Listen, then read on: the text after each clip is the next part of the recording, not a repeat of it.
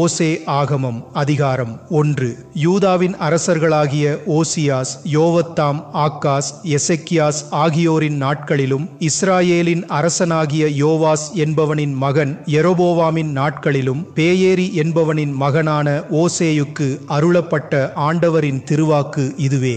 ஆண்டவர் ஓசேயின் வாயிலாக முதலில் பேசியபோது, ஆண்டவர் ஓசேயை நோக்கி, நீ போய் வேசிப்பெண் ஒருத்தியை மணந்து வேசி பிள்ளைகளை பெற்றெடு, ஏனெனில் நாடு ஆண்டவரை விட்டு விலகி வேசித்தனத்தில் மூழ்கியுள்ளது என்றார். அவ்வாறே அவர் போய் தேபெலாயிம் என்பவனின் மகள் கோமேர் என்பவளை மணந்து கொண்டார். அவள் கருவுற்று அவருக்கு ஒரு மகனை பெற்றாள். அப்போது ஆண்டவர் ஓசேயை பார்த்து, குழந்தைக்கு எஸ்ராயேல் என்று பெயரிடு, ஏனெனில் இன்னும் சிறிது காலத்தில் எஸ்ராயேலின் இரத்தப்பழிக்காக ஜேயு குடும்பத்தை பழிவாங்குவோம், மேலும் இஸ்ராயேலின் அரசுக்கு ஒரு முடிவு கட்டுவோம். அந்நாளில் எஸ்ராயேல் பள்ளத்தாக்கில் இஸ்ராயேலின் வில்லை முறித்து போடுவோம் என்றார்.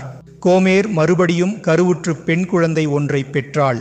அப்போது ஆண்டவர் அவரை பார்த்து, இவளுக்கு அன்பு பெறாதவள் என்று பெயரிடு, ஏனெனில் இஸ்ராயேல் வீட்டின் மீது இனிமேல் அன்பு காட்டவே மாட்டோம், ஆனால் யூதா வீட்டின் மீது அன்பு காட்டி அவர்களுடைய கடவுளாகிய ஆண்டவர் பேரால் அவர்களை மீட்போம். வில், வாள், போர், குதிரைகள் கொண்டு நாம் அவர்களை மீட்கப் போவதில்லை என்றார். அன்பு பெறாதவள் பால் மறந்த பின்பு கோமேர் திரும்பவும் கருவுற்று ஓர் ஆண்மகவை பெற்றாள். அப்போது ஆண்டவர் ஓசேயை பார்த்து, இவனுக்கு எம் மக்கள் அல்லர் என்று பெயரிடு, ஏனெனில் நீங்கள் எம் மக்கள் அல்லீர், நாமும் உங்கள் கடவுளல்லோம் என்றார். ஆயினும் இஸ்ராயேல் மக்களின் எண்ணிக்கை அளக்கவோ எண்ணவோ இயலாத கடற்கரை மணலுக்கு ஒப்பாகும். நீங்கள் எம் மக்களல்லீர் என்று அவர்களுக்கு சொல்லப்பட்டதற்கு மாறாக உயிருள்ள கடவுளின் மக்கள் என்று அவர்களுக்கு சொல்லப்படும். யூதாவின் மக்களும் இஸ்ராயேல் மக்களும் ஒன்றாக கூட்டிச் சேர்க்கப்படுவர். தங்களுக்கென ஒரே தலைவனை ஏற்படுத்தி கொண்டு நாடு பிடிக்க எழும்புவார்கள். அதுவே இஸ்ராயேலின் மாபெரும் நாள். ஓசே ஆகமம் அதிகாரம் 2. எம் மக்கள் என்று உன் சகோதரர்க்குச் சொல், அன்பு பெற்றவள் என்று உன் சகோதரிக்குச் சொல். வழக்கு தொடுங்கள், உங்கள் அன்னையோடு வழக்காடுங்கள். அவள் எமக்கு மனைவியுமல்லள், நாம் அவளுக்கு கணவனுமல்லோம். அவள் வேசித்தனத்தின் குறிகளை தன் முகத்தினின்றும் விபசார குறிகளை தன் கொங்கைகளினின்றும் அகற்றட்டும். இல்லையேல் அவளை நிர்வாணமாய் துகிலுரிந்து பிறந்த நாளின் கோலமாய் அவளை ஆக்குவோம். பாலை நிலம் போலச் செய்து உலர்ந்த தரை போல விட்டு தாகத்தினால் அவளை சாகடிப்போம். அவள் பிள்ளைகள் மேலும் நாம் அன்பு கொள்ளோம், ஏனெனில் அவர்கள் வேசித்தனத்தில் பிறந்தவர்கள். அவர்களை பெற்றவள் வேசியாயிருந்தான், அவர்களை கருத்தாங்கியவள் ஒழுக்கம் கெட்டு நடந்தாள். உணவும் நீரும் மயிராடையும் சணலாடையும் எண்ணெயும் பானமும் எனக்கு தரும் என் காதலர்களோடே போவேன் என்றாள். ஆகவே உன் வழியில் முள்ளடைத்து மறிப்போம், அவள் பாதையில் சுவர் எழுப்பித் தடுப்போம். வழி கண்டு பிடித்து அவளால் போக முடியாது. தன் காதலர்களை தொடர்ந்து ஓடுவாள், ஆயினும் அவள் அவர்களிடம் போய்ச் சேரமாட்டாள். அவர்களை அவள் தேடித் திரிவாள், ஆயினும் அவர்களை காணமாட்டாள். அப்போது அவள், என் முதல் கணவனிடம் நான் திரும்பி போவேன், இப்போது இருப்பதை விட அப்போது மகிழ்ச்சியாயிருந்தேன் என்று சொல்லுவாள். நாமே அவளுக்கு கோதுமையும் திராட்சை இரசமும் எண்ணெயும் கொடுத்து வெள்ளியும் பொன்னும் அவளுக்கு பெருகப் பண்ணினோம் என்பதை அவள் அறியவில்லை. அந்த பொன் வெள்ளியை கொண்டே பாகால் சிலை செய்தார்கள். ஆகையால் நாம் கொடுத்த கோதுமையை அதன் காலத்திலும் நாம் தந்த இரசத்தை அதன் பருவத்திலும் திரும்ப எடுத்து விடுவோம். அவளது அம்மணத்தை மறைத்து மூடியிருந்த நமது மயிராடையும் சணலாடையும் உரிந்து விடுவோம். இப்போது அவளுடைய காதலர் கண்முன் ஆடைகளை உரிந்து அவளை நாணச் செய்வோம். நம்முடைய கைகளிலிருந்து அவளை விடுதலை செய்பவன் எவனுமில்லை. அவளது எல்லா கொண்டாட்டத்தையும் விழாக்களையும் அமாவாசைகளையும் ஓய்வு நாட்களையும் அவளுடைய திருநாள் அனைத்தையுமே நாம் நிறுத்திவிடுவோம். இவை என்னுடைய உடைமைகள், என் காதலர் எனக்கு இவற்றை கொடுத்தார்கள் என்று அவள் சொல்லிக்கொண்ட திராட்சை தோட்டங்கள் அத்தி மரங்கள் அனைத்தையும் பழாக்குவோம்.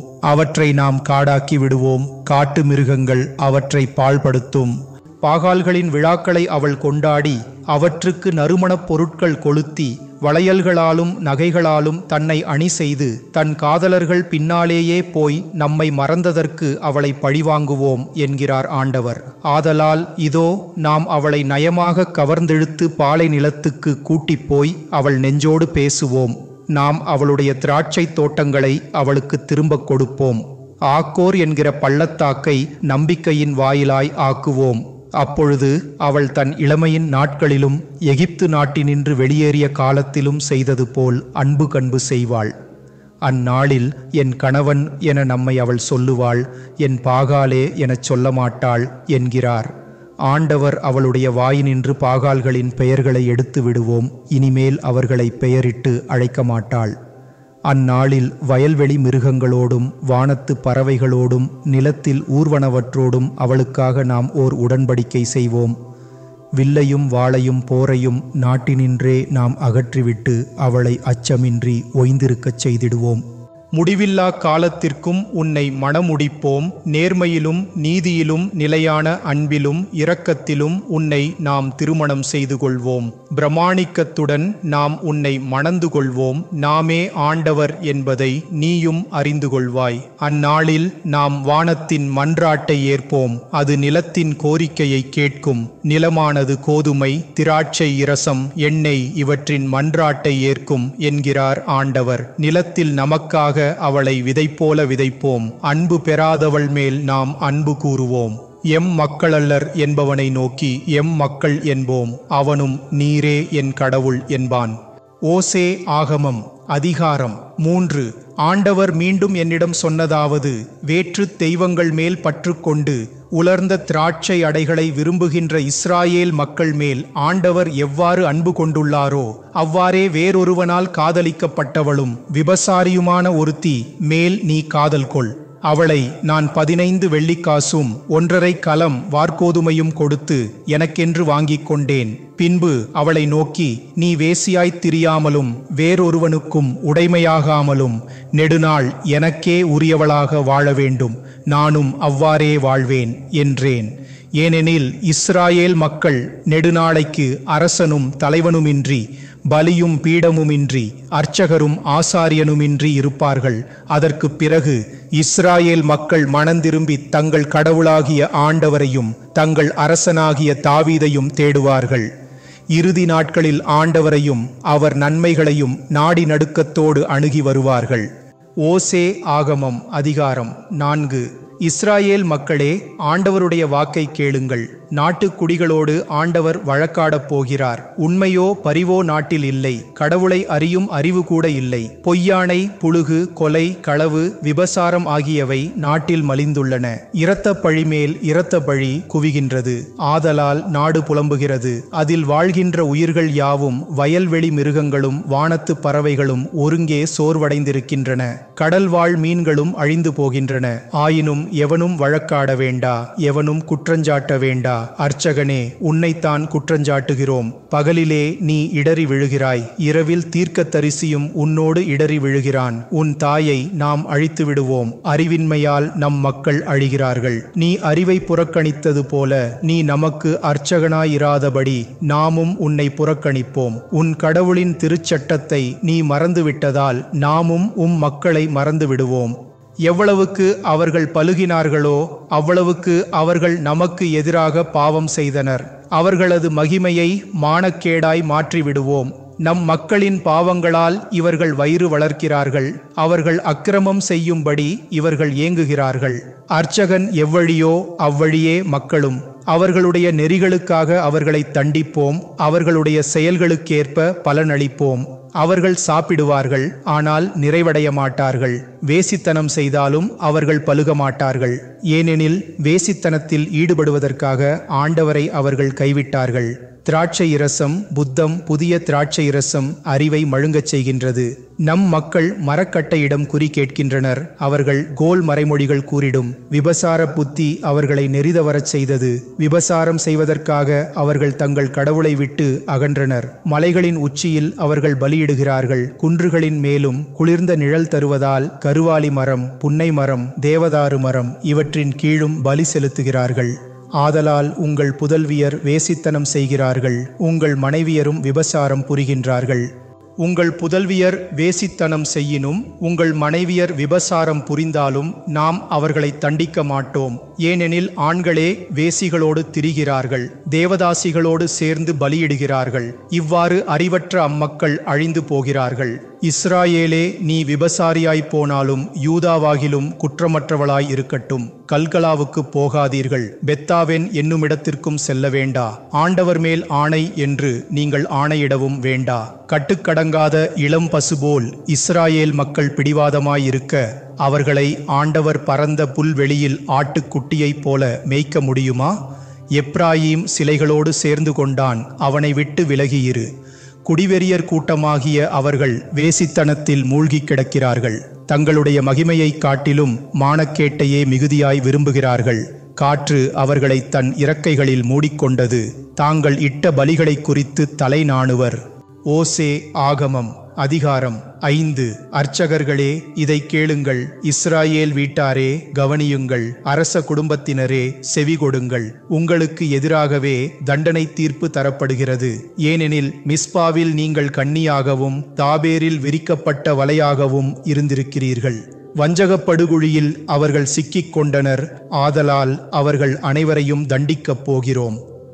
எப்ராயீமை நாம் அறிந்திருக்கிறோம், இஸ்ராயேல் நமக்கு தெரியாததன்று. ஏனெனில் எப்ராயீமே, நீ வேசித்தனத்தில் ஈடுபட்டுள்ளாய். இஸ்ராயேல் மக்கள் தீட்டுப்பட்டுள்ளனர். அவர்களுடைய கடவுளிடம் திரும்பி வருவதற்கு அவர்கள் செயல்கள் அவர்களை விடுவதில்லை. ஏனெனில் வேசித்தன புத்தி அவர்களை ஆட்கொள்கிறது. ஆண்டவரை பற்றிய அறிவு அவர்களுக்கில்லை. இஸ்ராயேலின் இருமாப்பே எதிர்சாட்சி சொல்லுகிறது. எப்ராயீம் தன் அக்கிரமத்தில் இடறி விழுகிறான், யூதாவும் அவர்களோடு தடுக்கி வீழ்கிறான். தங்கள் ஆடுமாடுகளோடு அவர்கள் ஆண்டவரை தேடிப் போவார்கள், ஆயினும் அவரை கண்டடைய மாட்டார்கள். ஏனெனில் அவர்களை விட்டு அவர் விலகிவிட்டார். ஆண்டவருக்கு நம்பிக்கை துரோகம் செய்தனர். ஏனெனில் விபசாரத்தால் அந்நிய பிள்ளைகளை பெற்றார்கள். இப்பொழுது அவர்களையும் அவர்கள் நிலங்களையும் அமாவாசை அடியோடு விழுங்கிவிடும். காபாவிலே கொம்பு ஊதுங்கள், ராமாவிலே எக்காளம் ஊதுங்கள். பெத்தாவானில் ஓலமிடுங்கள், பென்யமீனை எச்சரிக்கைப்படுத்துங்கள். தண்டனையின் நாளில் எப்பிராயீம் பாழ் வெளியாகும். இஸ்ராயேலின் கோத்திரங்களுக்கு உறுதியாய் நேரிடப் போவதையே அறிவிக்கிறோம். எல்லை கற்களை தள்ளி போடுகிறவர்களைப் போல யூதாவின் தலைவர்கள் ஆகிவிட்டனர். வெள்ளப்பெருக்கைப் போல் அவர்கள் மேல் நமது கோபத்தை நாம் கொட்டித் தீர்ப்போம். எப்பிராயீம் ஒடுக்கப்படுகிறான், தண்டனை தீர்ப்பால் நொறுக்கப்படுகிறான். ஏனெனில் வீணானதை பின்தொடர்வதில் பிடிவாதமாய் கருத்தூன்றியிருந்தான். ஆதலால் எப்பிராயீமுக்கு நாம் அறிவுள் போலும், யூதாவின் வீட்டுக்கு உளுப்பு பூச்சி போலும் இருப்போம். எப்ராயீம் தன் பிணியை கண்டுகொண்டான், யூதாவும் தன் காயத்தை உணரலானான். ஆதலால் எப்பிராயீம் அசீரியாவில் புகலிடம் தேடினான். தன்னை காக்கும்படி யூதா பேரரசனை கேட்டுக்கொண்டான். ஆனால் உங்களை நலமாக்கவோ உங்கள் காயங்களை ஆற்றவோ அவனால் இயலாது. எப்பிராயீமுக்கு நாம் ஒரு சிங்கத்தைப் போலும், யூதாவின் வீட்டாருக்கு சிங்கக்குட்டியைப் போலும் இருப்போம். நாமே போவோம், அவர்களை கவ்விப்பிடிப்போம், தூக்கி கொண்டு ஓடுவோம். விடுவிப்பவன் எவனுமிரான். தங்கள் குற்றத்தை அவர்கள் ஏற்றுக்கொண்டு நமது முகத்தை அவர்கள் தேடும் வரை நாம் நம்முடைய இடத்திற்கே மறுபடியும் திரும்பி போய் அவர்களுக்காக காத்திருப்போம். ஓசே ஆகமம் அதிகாரம் 6. தங்கள் துன்பத்திலே அவர்கள் நம்மை தேடுவார்கள். வாருங்கள், ஆண்டவரிடம் திரும்புவோம். ஏனெனில் நம்மை காயப்படுத்தியவர் அவரே, அவரே நம்மை குணமாக்குவார். நம்மை அடித்து நொறுக்கியவர் அவரே, அவரே நம் காயங்களை கட்டுவார். 2 நாளைக்குப் பிறகு நமக்கு அவர் புத்துயிரூட்டுவார். 3ஆம் நாள் அவர் நம்மை எழுப்பி விடுவார். அதன் பின் அவர் முன்னிலையில் நாம் வாழ்ந்திடுவோம். ஆண்டவரை பற்றி அறிந்திடுவோம், அவரை பற்றி அறிய முனைந்திடுவோம். அவருடைய வருகை விடி வெள்ளி போல திண்ணமானது, மழை போலவும் நிலத்தை நனைக்கும் இளவேனிற்கால மாரி போலவும் அவர் நம்மிடம் வருவார் என்றார்கள்.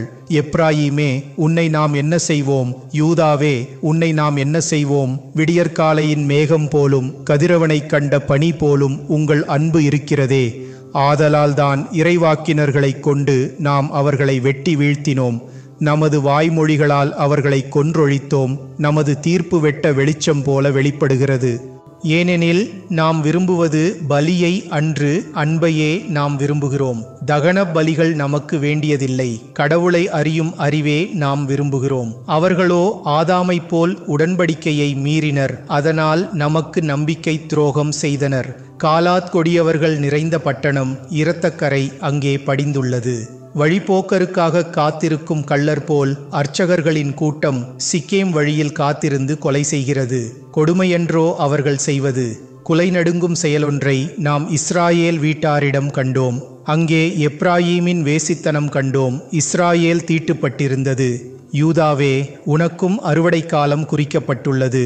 நம் மக்களை நன்னிலைக்கு மறுபடியும் கொணரும் போது அக்காலம் வரும். ஓசே ஆகமம் அதிகாரம் 7. நாம் இஸ்ராயேலை குணமாக்க வரும்போது எப்பிராயீம் அக்கிரமம் வெளியாகும், சமாரியாவின் தீச்செயல்கள் புலனாகும். ஏனெனில் அவர்கள் வஞ்சகம் செய்கிறார்கள், திருடர்கள் உள்ளே நுழைகிறார்கள், கொள்ளை கூட்டம் வெளியே சூறையாடுகின்றது. அவர்களுடைய தீச்செயல்களையெல்லாம் நாம் அறிந்திருக்கிறோம் என அவர்கள் நினைப்பதில்லை. இப்பொழுது அவர்கள் செயல்கள் அவர்களை வளைத்து கொண்டன. அவை நம் கண்முன் இருக்கின்றன. இஸ்ராயேலில் சதித்திட்டம் மலிந்துள்ளது. தங்கள் தீமையினால் அரசனையும் பொய்களினால் தலைவர்களையும் மகிழ்வித்தனர். அவர்கள் அனைவரும் விபசாரத்தில் ஈடுபட்டுள்ளனர். மாவை பிசைந்தது முதல் புளிப்பேறும் வரையில் அப்பம் சுடுபவனால் மூட்டப்படாத அடுப்பு கொத்தவர்கள். நம் அரசனின் நாளில் தலைவர்கள் குடிவெறியால் போதையேறி கிடந்தனர். அரசனும் கயவர்களோடு சேர்ந்து கொண்டான். சதித்திட்டத்தால் அவர்கள் உள்ளம் அடுப்பை போல் எரிகின்றது. இரவெல்லாம் அவர்களது கோபத்தீ கனன்று கொண்டிருந்தது. காலையில் தீக்கொழுந்து போலச் சுடர் விட்டெரியும். அவர்கள் எல்லாரும் அடுப்பை போல் எரிகிறார்கள். தங்களை ஆளுகிறவர்களை அவர்கள் விழுங்குகிறார்கள். அவர்களின் அரசர்கள் யாவரும் வீழ்ந்து பட்டனர். அவர்களுள் எவனுமே நம்மை நோக்கி கூப்பிடவில்லை. எப்பிராயீம் புறவினத்தாருடன் கலந்து வாழ்கிறான். எப்பிராயீம் திருப்பி போடாத தோசையானான். அவனுடைய ஆற்றலை அந்நியர்கள் உறிஞ்சிவிட்டனர். ஆயினும் அதை அவன் உணரவில்லை. அவனுக்கு ஊடு நரை விழுந்துள்ளது. ஆயினும் அதை அவன் அறியவில்லை. இஸ்ராயேலின் இருமாப்பே எதிர்சாட்சி சொல்லியும் தங்கள் கடவுளாகிய ஆண்டவரிடம் திரும்பவில்லை. இப்படியெல்லாம் இருந்தும் அவர்கள் அவரை தேடவில்லை. அறிவில்லா பேதை புறாவைப் போல் எப்ராயீம் மக்கள் இருக்கிறார்கள். எகிப்தை துணைக்கு அழைக்கிறார்கள். அசீரியாவிடம் புகலிடம் தேடுகிறார்கள். அவர்கள் எங்கே போனாலும் அவர்கள் மேல் நம் வலையை விரித்திடுவோம். வானத்து பறவைகளைப் போல் அவர்களை கீழே வீழ்த்தி அவர்கள் தீச்செயல்களுக்காக தண்டிப்போம். அவர்களுக்கு ஐயோ கேடு, ஏனெனில் நம்மை விட்டு அகன்று போனார்கள். அவர்களுக்கு அழிவுதான் காத்திருக்கிறது, ஏனெனில் நம்மை அவர்கள் எதிர்த்தார்கள். அவர்களை மீட்க நமக்கு விருப்பந்தான், ஆனால் அவர்கள் நமக்கு விரோதமாய் பொய் பேசுகிறார்களே. தங்கள் உள்ளத்திலிருந்து நம்மை நோக்கி அவர்கள் கூக்குரலிடுவதில்லை. அதற்கு பதிலாக தங்கள் படுக்கைகளில் கிடந்து கதறுகிறார்கள். தானியத்திற்காகவும் திராட்சை இரசத்திற்காகவும் தங்களையே பீத்து பிடுங்கிக் கொள்கிறார்கள். ஆயினும் நமக்கெதிராய் எழும்புகிறார்கள். நாமே அவர்களை பயிற்றுவித்து அவர்களின் தோள்கள் வலிமை பெறச் செய்திருந்தும் நமக்கே விரோதமாய் சதி செய்கிறார்கள். பாகால் பக்கமே சேர்ந்து கொள்ளுகிறார்கள். வஞ்சக வில்லுக்கு ஒப்பாய் இருக்கிறார்கள். தங்கள் நாவால் பேசிய இருமாப்பை முன்னிட்டு அவர்களின் தலைவர்கள் வாளால் மடிவர். இதைக் கண்டு எகிப்தியர் அவர்களை எள்ளி நகையாடுவர். ஓசே ஆகமம் அதிகாரம் 8. எக்காலத்தை எடுத்து உன் வாயிலே வை. ஆண்டவருடைய வீட்டின் மேல் கழுகு வட்டமிடுகிறது. ஏனெனில் நம் உடன்படிக்கையை அவர்கள் மீறினார்கள். நம் திருச்சட்டத்தை மீறி நடந்தார்கள். அவர்கள் நம்மை நோக்கி கூக்குரலிட்டு, எங்கள் இறைவா, இஸ்ராயேலராகிய நாங்கள் உம்மை அறிவோம் என்று சொல்லுகிறார்கள். இஸ்ராயேல் நன்மையை தள்ளிவிட்டது, ஆதலால் பகைவன் அதை துரத்துவான். அவர்களே தங்களுக்கு அரசர்களை ஏற்படுத்தி கொண்டனர். ஆனால் அது பற்றி அவர்கள் நம் ஆலோசனை கேட்கவில்லை. அவர்களே தலைவர்களை வைத்து கொண்டார்கள். நாமோ அதை பற்றி ஒன்றுமறியோம். தங்களது வெள்ளி பொன் கொண்டு சிலை செய்து கொண்டார்கள். தாங்கள் அழிந்து போகவே அவற்றை செய்து கொண்டார்கள். சமாரியாவே, உன் கன்றுக்குட்டியை நாம் வெறுக்கிறோம். நம் கோபத்தீ அதற்கு எதிராய் எரிகின்றது. இன்னும் எத்துணை காலம் தூய்மையடையாமல் இருப்பார்கள்? ஏனெனில் அக்கன்றின் சிலை இஸ்ராயேலில் செய்யப்பட்டது. அதை ஒரு தொழிலாளி செய்தான். எனவே அது கடவுளன்று. சமாரியாவின் கன்றுக்குட்டி தவிடுபொடியாகும். ஏனெனில் அவர்கள் விதைப்பது காற்று, அறுக்கப் போவது கடும் புயல். கோதுமை கதிர் வாங்காது, கோதுமை மணி மாவு தராது. அப்படியே தரினும் அந்நியரே அதை விழுங்குவர். பிறரை நமபி இஸ்ராயேல் பாழாயிற்று. இஸ்ராயேல் விழுங்கப்பட்டு விட்டது. ஏற்கனவே அவர்கள் புறவினத்தார் நடுவில் உதவாத பாத்திரம் போல் இருக்கின்றார்கள். தனிமையில் திரிகிற காட்டுக் கழுதையான அசீரியாவை துணையாகத் தேடிப் போயினர். எப்பிராயீம் காசு கொடுத்து காதல் செய்கிறது. புறவினத்தார் நடுவில் துணைவர்களை கைக்கூலி கொடுத்து அமர்த்தினாலும் விரைவில் அவர்களை சிதறடிப்போம். அரசனையும் தலைவர்களையும் அபிஷுகம் செய்யாமல் கொஞ்ச காலத்திற்கு ஓய்ந்திருப்பார்கள். பாவம் செய்வதற்காகவே எப்பிராயீம் பீடங்களை பலவாகச் செய்து கொண்டதால் அந்த பீடங்கள் அவர்கள் பாவம் செய்வதற்கே காரணமாயின. 10,000 சட்டங்களை அவர்களுக்கு நாம் எழுதி கொடுத்தாலும் அவை நமக்கில்லை என்று அவர்கள் கருதுகின்றனர். அவர்கள் பலியை விரும்புகிறார்கள், பலி கொடுத்து அந்த இறைச்சியையும் உண்ணுகிறார்கள். ஆயினும் ஆண்டவர் அவற்றில் விருப்பம் கொள்ளவில்லை. அதற்கு மாறாக அவர்களுடைய அக்கிரமத்தை நினைவில் கொண்டு அவர்கள் செய்த பாவங்களுக்கு தண்டனை தருவார். அவர்களோ எகிப்து நாட்டுக்கு திரும்புவார்கள். தன்னை படைத்தவரை இஸ்ராயேல் மறந்துவிட்டு அரண்மனைகளை கட்டினான். யூதாவோ அரண் சூழ் பட்டணங்கள் பலவற்றை எழுப்பினான். நாமோ அவன் பட்டணங்கள் மேல் தீயனுப்புவோம், அவன் அரண்களை அது பொசுக்கிவிடும். ஓசே ஆகமம் அதிகாரம் 9. இஸ்ராயேலே, நீ அகமகிழாதே, மற்ற மக்களைப் போல நீ அக்களிக்காதே. உன் கடவுளை கைவிட்டு நீ வேசித்தனம் செய்தாய். புனையடிக்கும் களங்களிலெல்லாம் நீ வேசிக்குரிய விலையை விரும்பியேற்றாய். புனையடிக்கும் களமும் திராட்சை பழம் பிழியும் ஆலையும் அவர்களுக்கு உணவளிக்க மாட்டா. புதிய திராட்சை இரசமும் அவர்களை ஏமாற்றிவிடும். ஆண்டவரின் நாட்டில் அவர்கள் குடியிருக்க மாட்டார்கள். ஆனால் எப்பிராயீம் எகிப்துக்கு திரும்புவான். அசீரியர்கள் நடுவில் தீட்டுப்பட்டதை உண்பான். ஆண்டவருக்கு இரசத்தை தாரை பலியாய் வார்க்க மாட்டார்கள். தங்கள் பலிகளால் அவருக்கு உகந்தவர்கள் ஆக மாட்டார்கள். அவர்களுடைய உணவு இழவு வீட்டாரின் உணவு போலாம். அதை உண்பவர் யாவரும் தீட்டுப்படுவார்கள். ஏனெனில் அவர்களின் உணவு அவர்கள் வயிற்றில்தான் செல்லும். ஆண்டவரின் கோயிலில் அது படைக்கப்படாது. குறிக்கப்பட்ட விழாவின் போதும் ஆண்டவரின் திருநாளன்றும் என்ன செய்வீர்கள்? இதோ அழிவுக்கு அஞ்சி ஓடுகிறார்கள். எகிப்து அவர்களை கூட்டிச் சேர்க்கும். மேம்பீஸ் அவர்களை அடக்கம் செய்யும். அவர்கள் விரும்பி வைத்திருந்த வெள்ளியெல்லாம் பூனை காஞ்சொரி செடிகளுக்கு சொந்தமாகும். அவர்கள் கூடாரங்களில் முட்புதர்கள் முளைத்து வளரும். தண்டனையின் நாட்கள் வந்துவிட்டன. கைமாறு கிடைக்கும் நாட்கள் புலர்ந்து விட்டன. இறைவாக்கினன் மடையனாகிவிட்டான். இறையூக்கம் பெற்றவன் வெறிகொண்டு உளறுகிறான் என்று இஸ்ராயேலர் எதிர்த்து பேசுகிறார்கள். ஆம், இது உன் அக்கிரமத்தின் பெருக்கத்தையும் அளவுக்கு மிஞ்சிய மதியீனத்தையும் காட்டுகிறது. என் கடவுளின் மக்களாகிய எப்பிராயீமுக்கு இறைவாக்கினர் ஒரு சாமக்காவலர். ஆயினும் வேடனின் வலை அவரை எப்பக்கமும் சூழ்ந்துள்ளது. அவருடைய கடவுளின் கோயிலிலும் பகைமை நிலவுகிறது. முன்னாட்களில் காபாவில் நடந்தது போல் அவர்கள் கனமான பாவங்களை கட்டிக்கொண்டனர். அவர்களுடைய அக்கிரமத்தை ஆண்டவர் நினைவில் கொண்டு அவர்களுடைய பாவங்களுக்கு தண்டனை கொடுப்பார். பாலை நிலத்திரில் திராட்சை குலைகளை கண்டார் போல் இஸ்ராயேலை நாம் கண்டுபிடித்தோம். பருவ காலத்தின் தொடக்கத்தில் பழுக்கும் அத்திமரத்தின் முதற்கனி போல் உங்கள் தந்தையரை நாம் கண்டுபிடித்தோம். ஆனால் பெல்பேகோருக்கு வந்து சேர்ந்தபோது தங்களையே மானக்கேடானவற்றுக்கு கையளித்தார்கள். அவர்கள் நேசித்தவற்றைப் போலவே அருவருப்புக்குள்ளாயினர். எப்பிராயீமின் மகிமை பறவை போல பறந்தோடிவிடும். அவர்களுக்குள் பிறப்பும் இல்லை, வயிற்றில் தாங்குவதும் இல்லை, கருத்தரிப்பதும் இல்லை. அவர்கள் மக்களை ஈன்றெடுத்து வளர்த்தாலும் பெரியவர்களாகும் முன்பே அப்பிள்ளைகளை இழக்கச் செய்வோம். நாம் அவர்களை விட்டு அகன்று விட்டால் அவர்களுக்கு ஐயோ கேடு. எப்பிராயீம் தன் மக்களை கொள்ளைப் பொருளாக்கிவிட்டான். ஆயினும் எப்பிராயீம் தன் மக்களையெல்லாம் கொலைக்களத்திற்கே கூட்டிச் செல்வான். ஆண்டவரே, அவர்களுக்கு கொடுத்தருளும். எதை கொடுப்பீர்? கருவளரும் முன் வெளியேற்றும் கருப்பையையும் பால் சுரக்கா முளைகளையும் கொடுத்தருளும். அவர்களின் அக்கிரமங்கள் யாவும் கில்காலில் வெளிப்பட்டன. அங்கேதான் அவர்களை நாம் பகைக்கும்படியாயிற்று.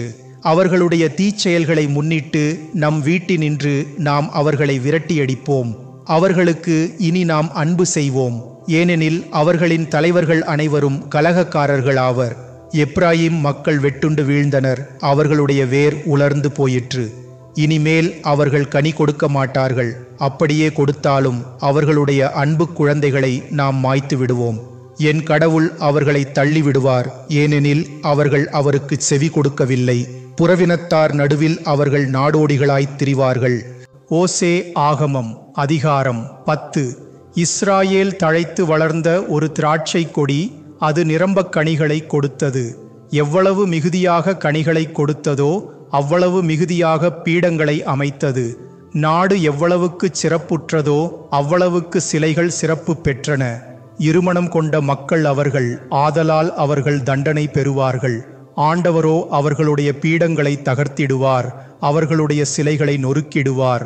அப்போது அவர்கள், நமக்கு அரசன் இல்லை, நாமோ ஆண்டவருக்கு அஞ்சி நடக்கவில்லை. அரசனுந்தான் நமக்கு என்ன செய்வான் என்பார்கள். வீண் வார்த்தைகளையே அவர்கள் பேசுகிறார்கள். பயனற்ற ஆணைகளையிட்டு உடன்படிக்கை செய்கிறார்கள். ஆகவே வயலின் உழவு சால்களில் முளைக்கும் நச்சு பூண்டுகள் போல தண்டனை தீர்ப்பு முளைக்கும். பெத்தாவானில் கன்றின் முன்னிலையில் சமாரியாவின் மக்கள் நடுங்குகின்றார்கள். அதனுடைய மகிமை இப்பொழுது மறைந்து போயிற்று. ஆகவே அதன் மக்கள் அதை குறித்து அழுகின்றனர். அதன் பூசாரிகளும் அதற்காக புலம்புகின்றனர். ஆம், அந்த கன்றின் சிலையே திரைப்பொருளாக அசீரிய மாமன்னனுக்கு கொண்டு போகப்படும். எப்பிராயீம் இதை பற்றி வெட்கப்படும். இஸ்ராயேல் தனது சிலையை நினைத்து தலைநாணும். சமாரியா அழிந்து போயிற்று. அதன் மன்னன் நீர்க்குமிழி போல் ஆனான். இஸ்ராயேலின் பாவமாகிய சிலை வழிபாட்டின் உயர்ந்த இடங்களெல்லாம் அழிக்கப்படும். அவற்றின் பீடங்கள் மேல் முட்களும் முட்புதர்களும் வளரும். அப்போது அவர்கள் மலைகளை பார்த்து எங்களை மூடிவிடுங்கள், குன்றுகளை பார்த்து எங்கள் மேல் விழுங்கள் என்பார்கள். காபாவில் தங்கியிருந்த காலந்தொட்டே நீ பாவம் செய்து வந்திருக்கிறாய், இன்னும் தொடர்ந்து செய்து வருகிறாய். காபாவின் அக்கிரமக்காரர் மேல் கடும் போர் எழாமல் போய்விடுமா? நாம் வந்து அவர்களை தண்டிப்போம். அவர்களது இருவகையான அக்கிரமத்திற்கு தண்டனை அளிக்கும் பொருட்டு அவர்களுக்கு எதிராக நாடுகள் ஒன்று கூடும். எப்ராயீம் புனையடிக்க பழக்கப்பட்டதும் புனையடிக்க விரும்புவதுமான பசுவுக்கு ஒப்பானவன். நாமே அதன் அழகான கழுத்தின் மீது நுகத்தை வைப்போம். எப்பிராயீமை நுகத்தில் பூட்டுவோம். யூதா நிலத்தை உழுவான். யாக்கோபு அவனுக்கு பரம்படிப்பான். உங்களுக்கென நீதியை விதையுங்கள், அன்பை அறுவடை செய்யுங்கள். உங்கள் தரிசு நிலத்தை பண்படுத்துங்கள். ஏனெனில் ஆண்டவர் வந்து உங்கள் மேல் நீதியை பொழியுமாறு நீங்கள் அவரை தேடுங்காலம் நெருங்கிவிட்டது. நீங்கள் அக்கிரமத்தை உழுதீர்கள், அநீதியை அறுவடை செய்தீர்கள், பொய்களின் கனியை தின்றீர்கள். உங்கள் தேர்ப்படைகளின் மேலும் வீரர்களின் எண்ணிக்கையின் மேலும் நீங்கள் நம்பிக்கை வைத்ததால் உங்கள் மக்களிடையே போர்க்குரல் எழும்பும். சல்மான் போரில் பெத் ஆர்பெல்லை அழித்தது போல் உங்கள் கோட்டைகள் யாவும் அழிக்கப்படும். தாய்மாரும் குழந்தைகளும் நொறுக்கப்படுவர். இஸ்ராயேல் வீட்டாரே, உங்கள் மாபெரும் அக்கிரமத்திற்காக உங்களுக்கும் இவ்வாறே செய்யப்படும். ஓசே ஆகமம் அதிகாரம் 11. வரவிருக்கும் கடும்பயுலில் இஸ்ராயேல் அரசன் முற்றும் அழிந்து போவான். இஸ்ராயேல் குழந்தையாயிருந்தபோதே நாம் அவன் மேல் அன்பு கூர்ந்தோம். எகிப்திலிருந்து நம் மகனை அழைத்தோம். எவ்வளவு வற்புறுத்தி நாம் அவர்களை கூப்பிட்டோமோ அவ்வளவு பிடிவாதமாய் அவர்கள் நம்மை விட்டு விலகினார்கள். பாகால்களுக்கு பலியிட்டார்கள், சிலைகளுக்கு தூபம் காட்டினார்கள். எப்ராயீமுக்கு நடைபயிற்றுவித்தவர் நாம் தாம். அவர்களை கையிலேந்தி நாம் சீராட்டினோம். ஆயினும் தங்களை பராமரித்து வருபவர் நாமே என்பதை அவர்கள் உணரவில்லை. பரிவு என்னும் கயிற்றால் அவர்களை பிணைத்து அன்பு கயிற்றால் கட்டி நடத்தி வந்தோம். அவர்கள் கழுத்திலிருந்து நாம் நுகத்தை அகற்றி அவர்களை இளைப்பாறச் செய்து உணவளித்தோம். எகிப்து நாட்டுக்கே அவர்கள் திரும்பி போவார்கள். அசீரியா அவர்களை அரசாழ்வான். ஏனெனில் நம்மிடம் திரும்பி வர அவர்கள் மறுத்துவிட்டனர். அவர்களின் நகரங்களுக்கு எதிராக வாள் எழும்பும். அவர்களுடைய கதவுகளின் தாழ்பாள்களை நொறுக்கிவிட்டு கோட்டைகளுக்குள் இருக்கிறவர்களை விழுங்கிவிடும். நம் மக்கள் நம்மை விட்டு அகல்வதிலேயே கருத்தாய் இருக்கிறார்கள். ஆகையால் அவர்கள் மேல் நுகத்தடி பூட்டப்படும். அதை அகற்றுகிறவன் எவனுமில்லை. எப்ராயீமே, உன்னை எப்படி கை நெகிழ்வோம்? இஸ்ராயேலே, உன்னை எப்படி கைவிடுவோம்? ஆதாமை போல் உன்னை எப்படி நடத்த முடியும்? செபோயீமுக்கு செய்தது போல் உனக்கு செய்வோமோ? நமது உள்ளம் அதை வெறுத்தொதுக்குகிறது. நம் இரக்கம் பொங்கி எழுந்து துடிக்கிறது. நமது கோபத்தின் ஆத்திரத்தை நிறைவேற்ற மாட்டோம். மறுபடியும் எப்பிராயீமை அழிக்க மாட்டோம். ஏனெனில் நாம் கடவுள், வெறும் மனிதன் அல்ல. நாமே உங்கள் நடுவில் இருக்கும் பரிசுத்தர். எனவே உங்களை அழிக்கும்படி வரமாட்டோம். ஆண்டவர் பின்னாலேயே அவர்கள் போவார்கள். அவரோ சிங்கத்தைப் போல கர்ச்சனை செய்வார். ஆம், அவர் கர்ச்சனை செய்வார். அவர் மக்கள் மேற்கிலிருந்து நடுங்கிக் கொண்டு வருவார்கள். எகிப்தினின்று பறவைகள் போல பறந்து வருவர். அசீரியர் நாட்டினின்று புறாக்களைப் போல விரைந்து வருவர். அவர்களை நாம் அவர்களுடைய வீடுகளுக்கே கொண்டு வருவோம் என்கிறார் ஆண்டவர். எப்ராயீம் நம்மை பொய் சொல்லி ஏமாற்றினான். இஸ்ராயேல் வீட்டார் நமக்கு வஞ்சகம் செய்தனர். ஆனால் யூதாவை இன்னும் கடவுள் அறிகிறார். அவனும் பரிசுத்தருக்கு பிரமாணிக்கமாய் நடக்கிறான். ஓசே ஆகமம் அதிகாரம் 12. எப்பிராயீம் வெறும் காற்றை உண்டு நாள் முழுவதும் கீழ்காற்றை துரத்தித் திரிகிறான். பொய்யும் வன்செயலும் அவனிடம் மிகுந்துவிட்டன. அசீரியாவோடு உடன்படிக்கை செய்கிறான். எகிப்துக்கு எண்ணெய் கொடுத்தனுப்புகிறான். யூதாவுக்கும் எதிராக ஆண்டவர் வழக்கு தொடுக்கிறார். யாக்கோபை அவன் வழிகளுக்கேற்ப தண்டிப்பார். அவன் செயல்களுக்கு தக்கபடி கைமாறு தருவார். தாய் வயிற்றிலேயே தன் தமையனை ஏமாற்றினான். வளர்ந்த பின்பும் கடவுளோடு போராடினான். வானதூதரோடு போராடி வெற்றி கொண்டான். கண்ணீர் சிந்தி அவரருளை வேண்டிக் கொண்டான். பேத்தேல் என்னுமிடத்தில் கடவுளை சந்தித்தான். அவரும் அங்கே அவனுடன் பேசினார். அந்த ஆண்டவரே சேனைகளின் கடவுள். ஆண்டவர் என்பதே அவருடைய திருப்பெயர். ஆகவே இஸ்ராயேலே, உன் கடவுளிடம் திரும்பி வா. அன்பையும் நீதியையும் கடைப்பிடி. உன் கடவுள் மேல் எப்போதும் நம்பிக்கை கொள். இஸ்ராயேலோ ஒரு கனானேயனைப் போல கள்ளத்தராசை வைத்துக் கொண்டு கொள்ளை லாபம் தேட விரும்புகிறான். எப்பிராயீம், நான் பணக்காரனாகிவிட்டேன், எனக்கென்று செல்வம் சேர்த்து கொண்டேன் என்கிறான். ஆனால் அவனுடைய செல்வங்கள் எல்லாம் சேர்ந்து கூட அவனுடைய அக்கிரமத்தை போக்க முடியாதே. எகிப்து நாட்டிலிருந்து உன்னை விடுவித்த நாள் முதல் நாமே உன் கடவுளாகிய ஆண்டவர் திருவிழா நாட்களில் செய்வது போல மறுபடியும் உன்னை கூடாரங்களில் வாழச் செய்வோம். இறைவாக்கினர்களிடம் பேசுவோம். காட்சிகள் பெருகச் செய்வோம். இறைவாக்கினர் வாயிலாகச் சாவை வருவிப்போம். காலாத்தில் அக்கிரமம் மலிந்திருந்தால் அவர்கள் திண்ணமாய் அழிவார்கள். கில்காலில் அவர்கள் காளைகளை பலியிட்டால் நிலத்தின் உழவுசாலில் இருக்கும் கற்குவியல் போல் அவர்களுடைய பீடங்களாகிவிடும். யாக்கோப் ஆராம் நாட்டிற்கு தப்பி ஓடினான். பெண்ணுக்காக இஸ்ராயேல் தொண்டூழியம் செய்தான். பெண்ணை மணப்பதற்காக அவன் ஆடு மேய்த்தான். ஓர் இறைவாக்கினரை கொண்டு ஆண்டவர் இஸ்ராயேலை எகிப்து நின்று கூட்டி வந்தார். ஓர் இறைவாக்கினரால் அவன் பாதுகாக்கப்பட்டான். எப்பிராயீம் நமக்கு மிகவும் கோபமூட்டினான். அவனுடைய இரத்தப்பழி அவன் மேலேயே விழும். அவனுடைய நிந்தைகளை ஆண்டவர் அவன் மேலேயே திருப்புவார். ஓசே ஆகமம் அதிகாரம் 13.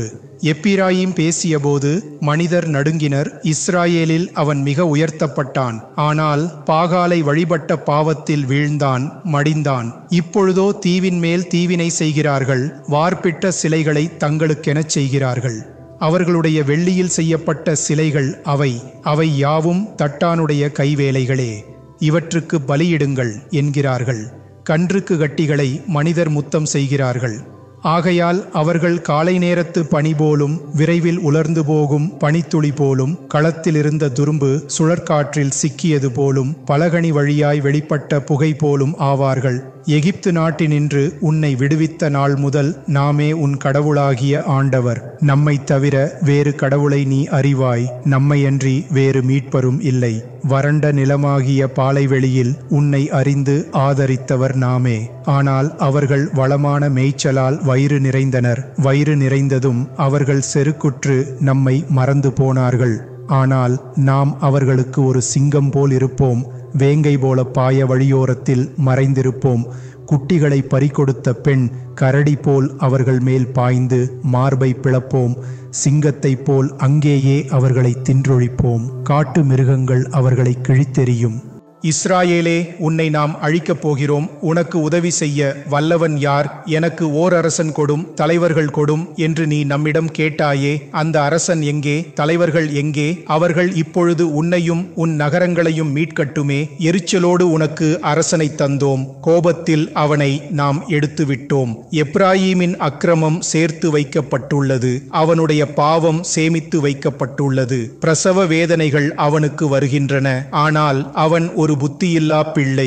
ஏனெனில் பேறு காலம் வந்துவிட்டது. இருப்பினும் வயிற்றை விட்டு வெளியேறுகிறானல்லன். பாதாளத்தின் பிடியினின்று அவர்களை விடுவிப்போமோ? சாவிலிருந்து அவர்களை நாம் மீட்போமோ? சாவே, உன் வாதைகள் எங்கே? பாதாளமே, உன் அழிவு வேலை எங்கே? இரக்கம் இப்பொழுது நம் கண்முன் இல்லை. எப்பிராயீம் நாணல்களின் நடுவில் செழித்து வளரலாம். ஆயினும் கீழ்த்திசையினின்று காற்று வரும். பாலை நிலத்திலிருந்து ஆண்டவரின் மூச்சு கிளம்பி வரும்.